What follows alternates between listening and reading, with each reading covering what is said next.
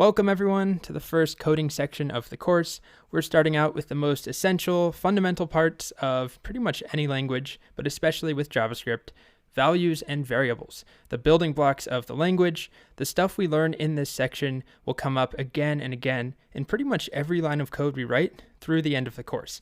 Very, very important stuff, but a couple of goals first off. By the end of the section, we want to understand what primitive types are, what are the different primitive types, and we want to be able to work with them. We'll talk about creating variables, two different ways with let and const, two keywords. We'll compare and contrast the two. We'll also talk about something called var, which some of you may be familiar with. We'll create string template literals, and we'll work with common mathematical operations, different string methods, and other useful bits of functionality. But we're going to start by talking about primitive types. So every language out there, at least every language I've worked with, has a group of types, different categories for data, fundamental pieces, sort of like DNA of the language. We need to work with information, store information, whatever it is, we need to represent data in our code, whether it's a large app or a small app. So imagine we had this form. This is HTML and CSS, no JavaScript involved. When this form is submitted, suppose that we're working with it in JavaScript. We want to analyze it, we want to add it to a database, we'll do something with it. We would need to be able to represent the different information, the different values a user had entered using JavaScript. So there's different types. With just a simple form like this, there's at least 3 different types of information.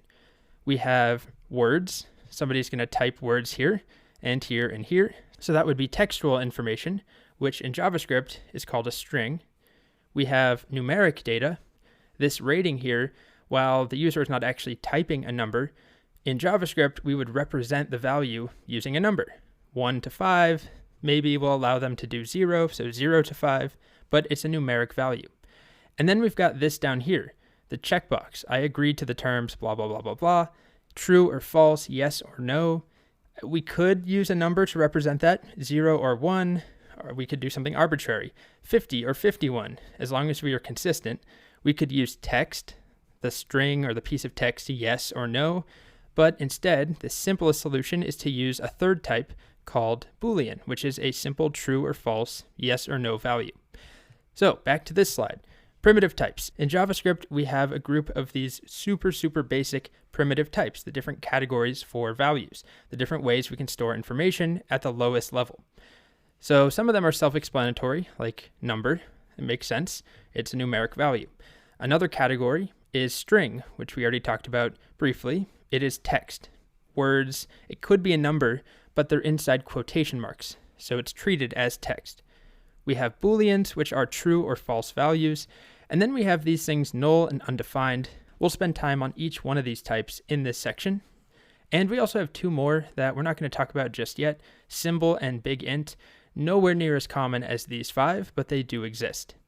So that's where we're going. We're going to start by just surveying each one of these types, understanding what they are, how they work, how we create variables with them, a whole bunch of stuff. So let's get started.